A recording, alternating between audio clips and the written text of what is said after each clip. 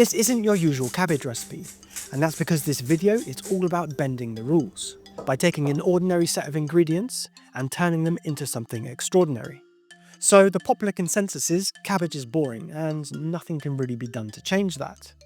I want to challenge that belief with this particular recipe. I'm in France and I decided to take some inspiration from classical French cooking techniques and apply them to this humble cabbage. This recipe is anything but boring. The cabbage has a deep, naturally sweet flavour, the texture in the centre is buttery, and the sauce just brings it alive.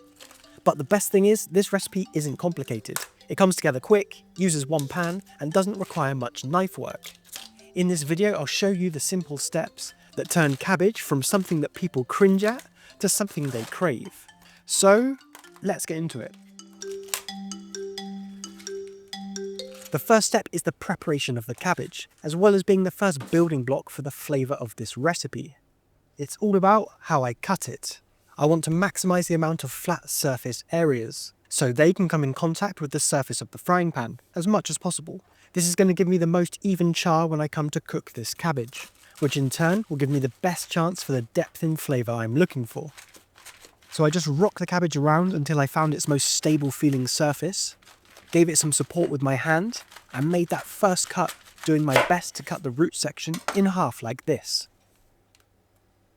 I'm only going to need 1/2 of this 2 kilo cabbage to make the 4 portions that I want.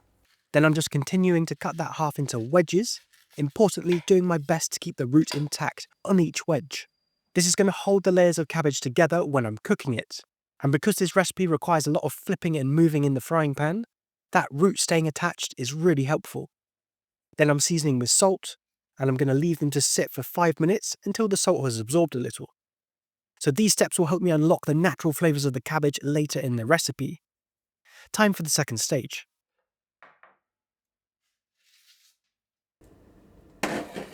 I'm starting with a 6 out of 9 on this induction stovetop. This section of the recipe is going to be all about those little 1% that add up to make a big difference. I'm essentially just going to be frying the cabbage, but as always, there's the little details I need to get right. So I'm oiling the pan. I'm starting with just a splash, I guess around a dessert spoon. And this is the first of those details, because too much fat in this stage won't help me with getting the char that I'm looking for on the outside of the cabbage. So, cabbage in, my 4 wedges just fit into this 28cm frying pan. This is a bit of a squeeze, but they will shrink as they cook. So soon, I'll have a bit more room in my pan.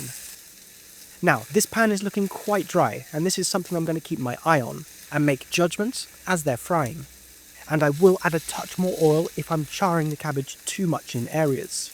But charring is what I want, so it's going to be a balancing act. So now it's just a matter of flipping, moving and spinning the wedges regularly, so as many different parts are touching the different parts of the pan as possible. This is going to help me get an even colour across those cut sides of the cabbage. I'm not looking to cook the cabbage in this first stage. All I'm looking to do is colour the surfaces. This is a similar process to fondant potatoes, where the caramelization is the first step of cooking. Then you add a liquid and actually cook the vegetable through in the second stage. And if you'd like to see how I do my fondant potatoes, then drop me a comment down below. So after a lot of moving, flipping and spinning, these cabbage wedges have an even colour on the outside.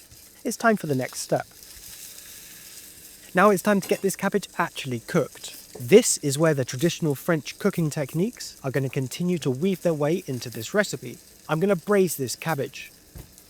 And to get that started, I'm throwing in a small pat of butter, at I guess around 10 or 15 grams, and I'm moving the pan around to get that butter sitting underneath all of the cabbage wedges.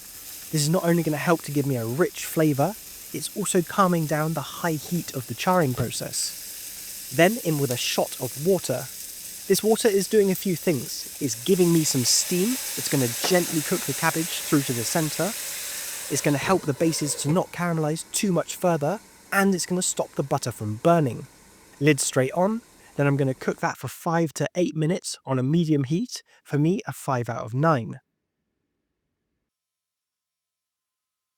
Like I mentioned earlier, I'm in France, and when I'm travelling, I tend to use a lot of data on my mobile phone. I'm having to navigate myself around a new city, send pictures to family and friends, all the things that come with travelling. My UK data plan covers me in Europe, but it has a set limit, and it soon gets used up. So that's why I use Saili when I'm traveling. Saili is an eSIM that covers over 190 countries in 8 regions. Because it's an eSIM, all you have to do is download it onto your mobile phone. You don't have to go and purchase a physical SIM in the airport when you arrive, or wait for something to arrive in the post. It's instant. What's even better is everything is in one app. With other eSIM providers, you end up with used up and expired eSIMs downloaded onto your mobile phone. With Saili, you only ever have one eSIM, and you just top it up with data for whatever country you're traveling to next. And if you use the code GOSORK at checkout, you'll get an extra 15% off your purchase. It takes all of the stress out of being able to communicate when traveling. Honestly, I can't recommend it enough. After 6 minutes of gentle braising, I'm removing the lid, and the cabbage looks nicely cooked. More wilted than before, but it looks a little, well, soggy. So I'm continuing to fry with the lid off until the water evaporates and I can hear the frying sound again, like this. This has re-crisped the edges of the cabbage and brought it back to where I want it. Now I'm removing the cabbage from the pan and it's time for the sauce. So this sauce has a few names. I call it a lemon and caper beurre noisette. It's also known as a brown butter sauce, and it probably has a few other names as well. First, remove any seriously charred bits that have been left behind. If you're doing this recipe in a non-stick pan, you'll probably have little to none. So this sauce is really simple, and it takes a few minutes. I start with a little more butter in the pan, around 20 to 30 grams, medium-high heat. Then, whilst moving or stirring, you'll start to see some parts of the sauce darkening and turning brown.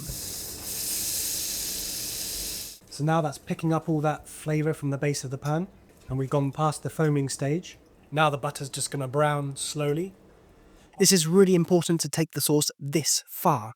This is where the flavour comes from.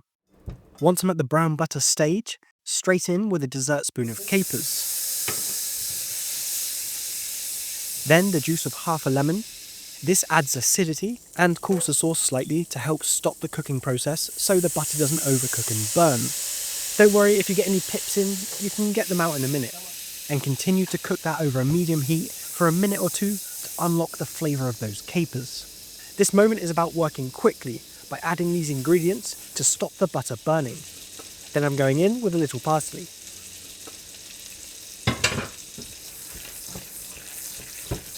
And remembering that this is very hot fat, it's not wise to taste it for seasoning. So, if you're using a salted butter like me, then you'll be fine. If you're using an unsalted butter, you'll need to season the sauce a little before dressing the cabbage. Then some chopped parsley and a little hit of black pepper right at the end if you like. This is so simple, but it's so good. The cabbage has a great contrast between charred on the outside and buttery sweet on the inside. It's tender with a slight crisp around the edges, and the sauce ties it all together. If you enjoyed this recipe and you like the way I put things together, then you'll like this video too.